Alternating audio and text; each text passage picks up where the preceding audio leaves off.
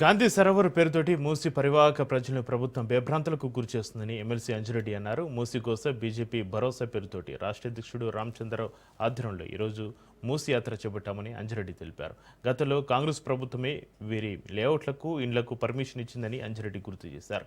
మూసీ ప్రక్షాళనకు తాము వ్యతిరేకం కాదని, కానీ అభివృద్ధి పేరుతోటి పేద ప్రజల ఇండ్లు కూలగొట్టడం మానుకోవాలన్నారు.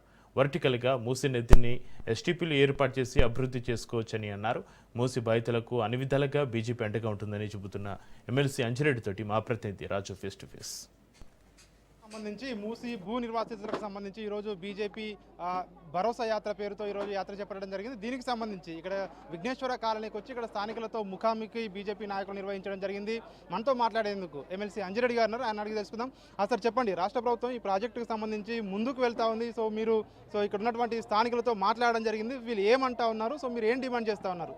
వన్స్ ఒక్కసారి గవర్నమెంట్ పర్మిషన్ ఇచ్చిందాక గతంలో ఎఫ్టీఎల్ ఏదైతే ఉందో బఫర్ జోన్ 9 మీటర్స్ ఉంది. 9 మీటర్స్ కటాఫ్ చేసి నువ్వు ఏ ప్రాజెక్ట్ చేసుకున్నా మూసీ రివర్ ప్రక్షాళన చేయడానికి భారతీయ జనతా పార్టీ సపోర్ట్ చేస్తూ ఉన్నది.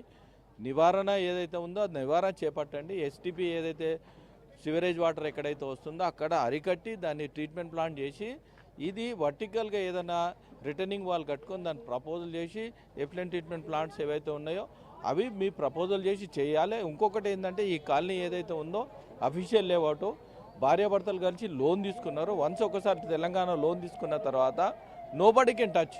గవర్నమెంట్లు చేంజ్ అవుతాయి, పాలసీ చేంజ్ కాదు. పాలసీ చేంజ్ కావాలంటే మళ్ళీ మీరు పాలసీ చేంజ్ చేయాలంటే కొత్తగా ఏదైతే ఉందో అసెంబ్లీలో పెట్టి దీని సిస్టాన్ని చేంజ్ చేసి దాని ప్రపోజల్ పెట్టాలి. ఇక్కడ ఉన్నటువంటి స్థానికులతో మీరు ఇంటరాక్ట్ అయ్యారు, వాళ్ళు ఏమంటా ఉన్నారు?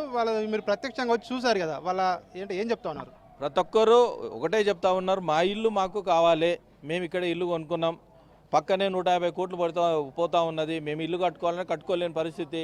గతంలో ఏదైతే లోన్ ఇచ్చారో లోన్ కట్టుకోవాలి, భార్య భర్తలు పనిచేస్తూ ఉన్నారు, పిల్లలకు ఎడ్యుకేషన్ కావాలి, కార్ లోన్ కట్టుకోవాలి, అన్ని లోన్ కట్టుకుంటే వాళ్ళకి మిగిలేది 3-4 వేలు మిగులుతూ ఉన్నది. ఈరోజు రోడ్డు మీద పడేస్తే మేము ఎట్లా? ఒకటే ఖబర్దారు వాళ్ళు ఏమంటున్నారంటే వన్స్ ఒకసారి అధికారి పర్మిషన్ ఇచ్చిన తర్వాత సపోజ్ 18 ఇయర్స్కి లైసెన్స్ ఇచ్చిరండి, లైసెన్స్ ఇచ్చిన తర్వాత నేను ఇప్పుడు లైసెన్స్ పాత లైసెన్స్ క్యాన్సిల్ చేసి నువ్వు ఓడో క్యాన్సిల్ చేయడానికి నీకేం అథారిటీ ఉంది? ఒక్కసారి దీనిలో ఎన్ని డిపార్ట్మెంట్లు అయితే ఉన్నాయో అన్ని డిపార్ట్మెంట్లో అప్పుడు సిస్టమ్ ఏదైతే ఉందో ఇంప్లిమెంటేషన్ చేశారు. సరే ఏదైనా పార్క్ జాగా వేసారు, పూకట్ జాగాలు కట్టుకురు, గవర్నమెంట్ జాగాలు కట్టుకురు అంటే అప్పుడు మీకు అథారిటీ ఉంటుంది, అప్పటిదాకా మీకు అథారిటీ లేదు. ప్రతిపక్షాలు అభివృద్ధిని అడ్డుకుంటున్నాయి. పాలిత రాష్ట్రాల్లో సబర్మతి నది రివర్ మీరు చేసుకున్నారు, తర్వాత గంగా నది ఇది చేసుకున్నారు, ఎందుకు తెలంగాణలో అడ్డుపడుతున్నారు అని చెప్పి రేవంత్ రెడ్డి అంటున్నారు. అన్ని ఏ నదైనా మేము ప్రక్షాళన చేయండి, నీట్గా చేయండి, దోమలు లేకుండా చేయండి, అన్నీ చేయండి. వర్టికల్ తీసుకోండి, హారిజెంటల్ కాకుండా వర్టికల్ తీసుకుంటే మేము సపోర్ట్ చేయడానికి రెడీ ఉన్నాం.